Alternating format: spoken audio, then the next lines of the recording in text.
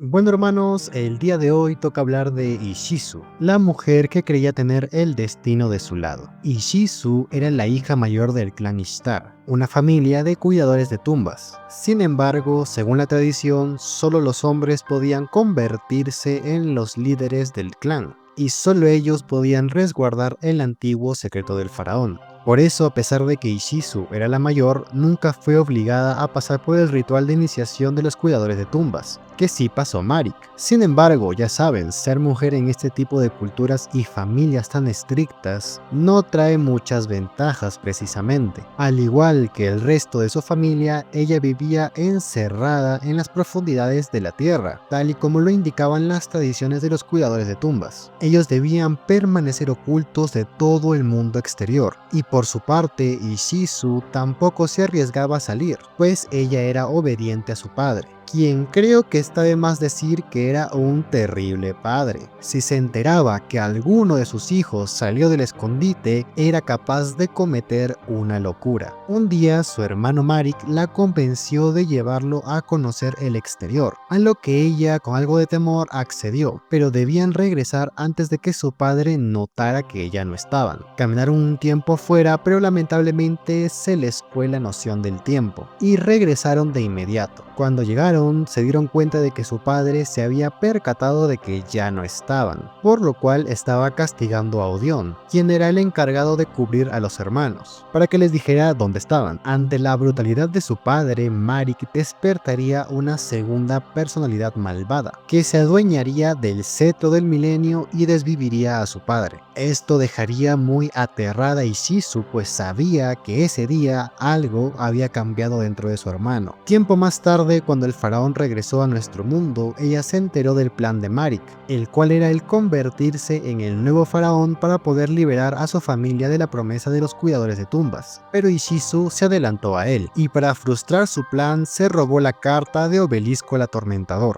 Algo que mencionar es que ya siendo adulta obtuvo un rango importante respecto a la preservación y promoción de la cultura egipcia. Algo impresionante porque, como ya dije, en este tipo de culturas las mujeres la tienen un poco difícil para poder destacar o tener cargos importantes. Y justamente utilizaría todos sus recursos para poner en marcha su plan. Ella llevaría la tabla de la memoria del faraón a una exhibición en Ciudad Domino para poder atraer a Yugi y a Kaiba, y así poder rescatar a su hermano de su alter ego malvado. Al primero al que llamó fue a Kaiba, a quien atrajo diciéndole que conocía cartas que superaban el poder de Exodia el Prohibido. Esto evidentemente le interesó a nuestro millonario, pues Exodia era el monstruo más fuerte del juego, y no podía creer que existiera algo más fuerte que eso. Al llegar al museo, ella, utilizando el poder de su collar del milenio, le mostró que en su vida anterior fue un antiguo sacerdote que luchó contra el faraón, y que básicamente su destino era ser rivales.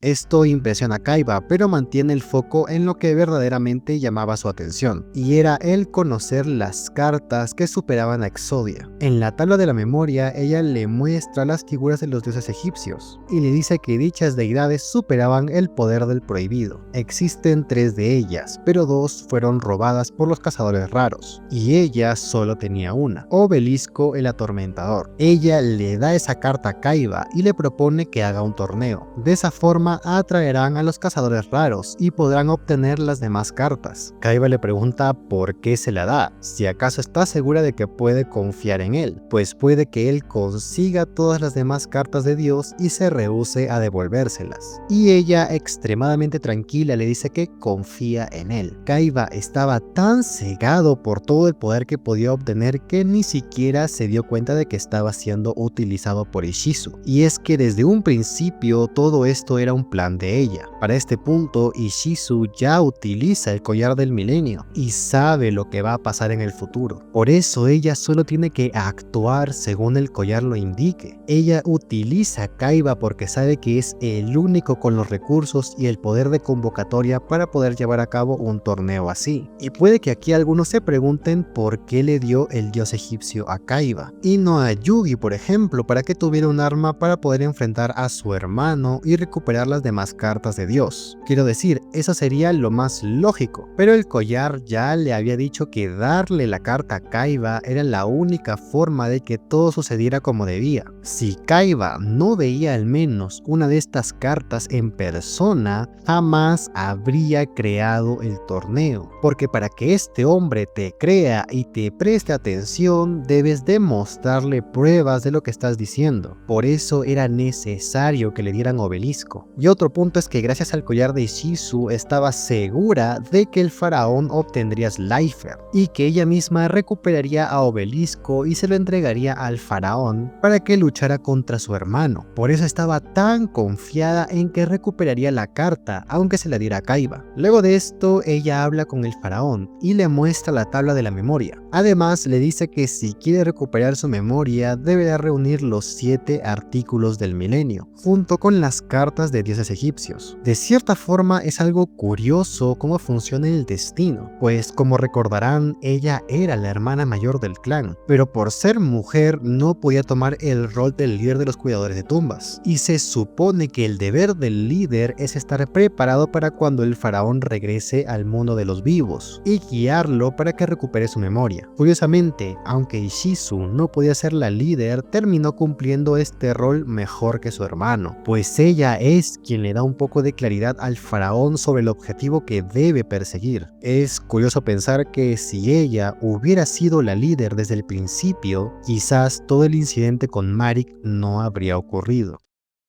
Los capítulos pasan y la vemos nuevamente como una de las finalistas de Ciudad Batallas. Y nuevamente sé que las decisiones de esta mujer pueden parecer erráticas y sin sentido, pero todo esto lo hace porque es el camino que le marcó el collar del milenio. Justamente a ella le toca luchar contra Kaiba, ya que planea recuperar la carta de Obelisco. Por eso estaba tan segura de que la recuperaría. Aquí ella demuestra ser una gran duelista que gracias a su collar puede predecir las jugadas de Kaiba. Y sí, ella realmente está haciendo trampa al usar su collar del milenio para predecir las jugadas de Kaiba. Pero el asunto está en que ella realmente no es una duelista. Ella no juega por el honor de competir y demostrar que era la mejor, sino que lo único que era su prioridad era rescatar a su hermano, y para eso utilizaría todos los recursos que tenía a su alcance. Según su artículo, ella terminaría ganando esta batalla al ponerle una bomba a Obelisco, pero de pronto el cetro del milenio que tenía Marik se sincronizaría con Kaiba y le daría el impulso de sacrificar a Obelisco para invocar a su Blue Eyes. Y eso es lo que terminaría haciendo. Llama a Blue Eyes y se deshace de la trampa de Ishizu, sin siquiera saber que existía. Al final, Kaiba gana la batalla y esto deja demasiado sorprendida a Ishizu, pues no creía que fuera posible que el futuro pudiera cambiar. Y es que aquí ella cometió el grave error de confiar demasiado en su artículo del milenio. Ella pensaba que ese destino era inimputable, pero se equivocó. Y es que lo que realmente hacía el collar era trabajar con probabilidades. Le mostraba el futuro cercano más probable, pero no era infalible. Tenía un margen de error.